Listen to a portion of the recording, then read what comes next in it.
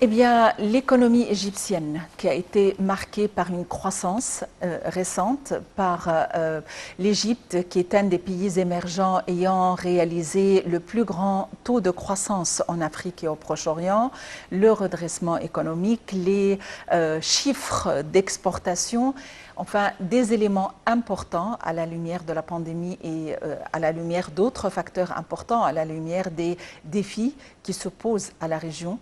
Pour nous donner plus d'explications, nous avons le plaisir d'avoir en ligne Madame Doura Fiani, experte en économie. Madame Doura Fiani, bonjour et bienvenue avec nous. Bonjour. Tout d'abord, j'aimerais bien vous poser une question générale concernant comment l'Égypte a pu surmonter la crise de la pandémie du coronavirus. Je parle bien sûr économiquement. Eh bien, je crois que plusieurs experts s'accordent à dire que c'est en fait un ensemble de facteurs.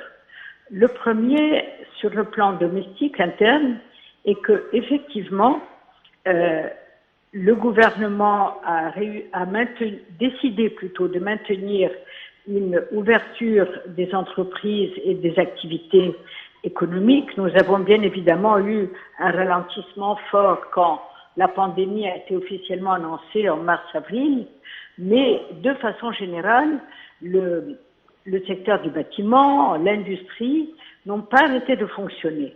Et ceci est bien évidemment un élément important qui est aussi maintenu et, je dirais, promu par toutes les mesures économiques et financières et de soutien aux petites et moyennes entreprises avec des moyens de financement très très compétitifs, en fait subventionnés, que le gouvernement a mis en place. Mais il y a un facteur étranger qui a joué en notre faveur, qui est que, en même temps, un certain nombre de pays ont, eux, appliqué des mesures de Covid-19 très strictes, ce qui fait qu'ils ont dégagé des opportunités de marché externe pour nos produits. Et c'est précisément cet avantage-là que nous devons à tout prix préserver, de façon à ce que quand les autres pays qui sont nos amis, mais aussi nos concurrents sur les marchés d'export international, vont se remettre à fonctionner normalement, et ils vont bien évidemment chercher à mettre les bouchées doubles, comme on dit, il ne faut pas que nous partions en arrière et que nous perdions les parts de marché que nous avons conquis.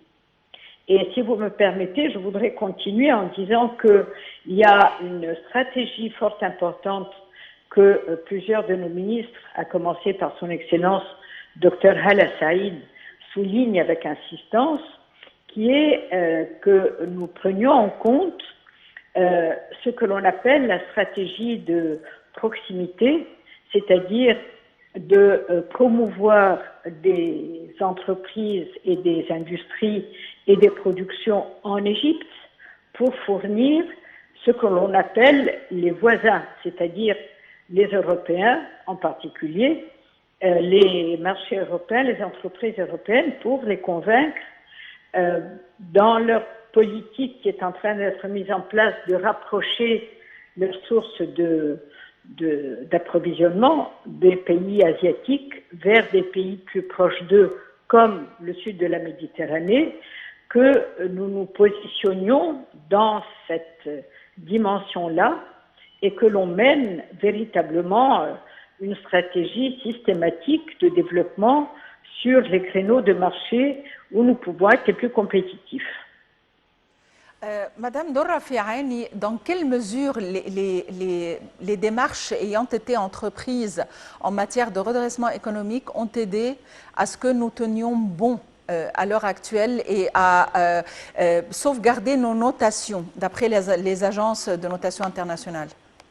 Bien sûr, le fait que nous ayons maintenant un secteur bancaire solide et qui est en mesure de financer les entreprises micro, petites, moyennes et grandes sans aucune restriction, bien sûr en suivant les règles, mais je veux dire sans restriction de moyens financiers.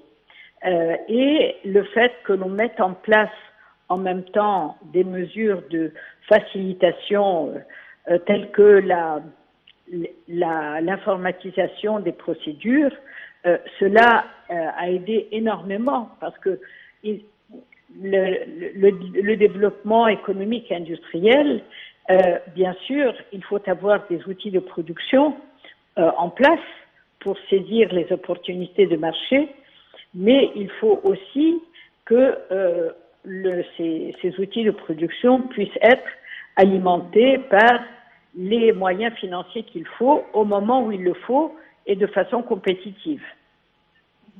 Très bien. Madame Dora, là, on a trouvé que la livre égyptienne a maintenu sa force et même s'est améliorée, sa valeur s'est améliorée devant les devises étrangères, surtout le dollar américain et l'euro. Explication, s'il vous plaît.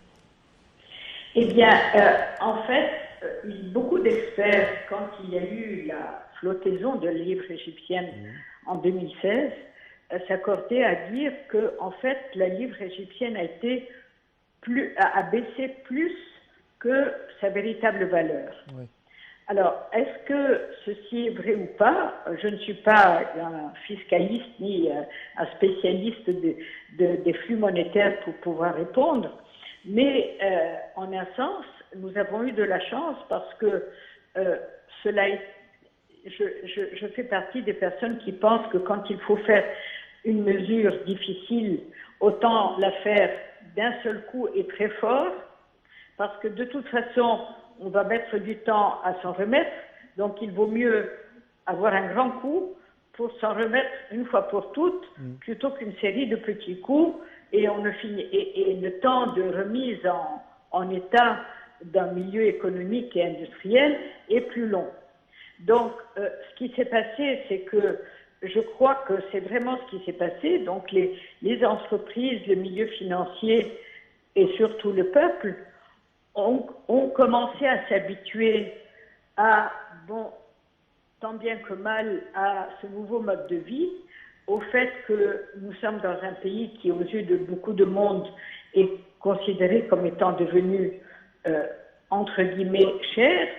Mais ce qui est important dans cela, c'est que la livre égyptienne maintenant est en train de remonter, ce qui accentue la confiance de l'industrie et des investisseurs, qu'ils soient hommes, femmes, jeunes ou plus âgés, dans le pays et dans la solidité de ces structures.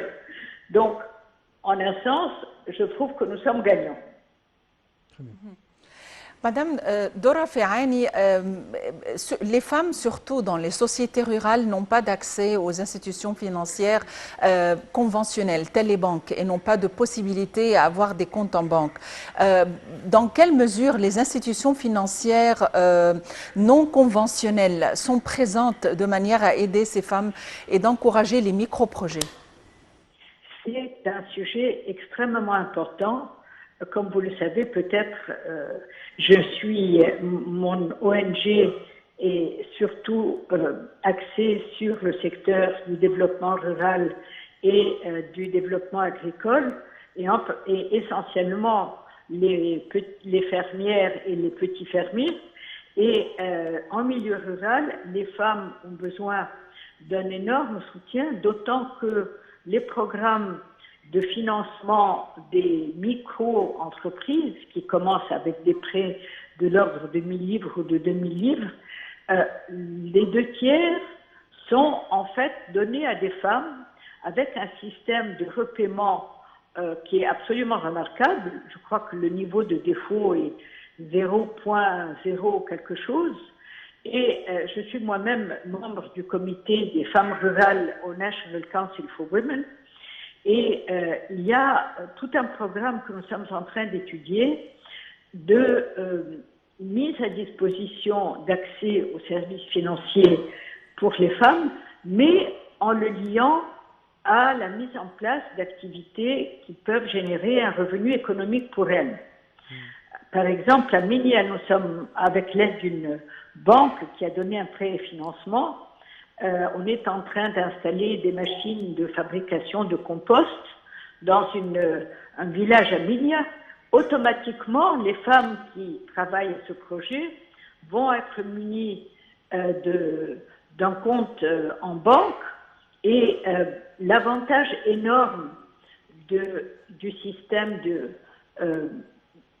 d'informatisation des paiements et des échanges financiers fait que une femme n'a pas besoin d'ouvrir un compte en banque pour pouvoir et recevoir de l'argent et envoyer de l'argent, acheter quelque chose ou vendre quelque chose.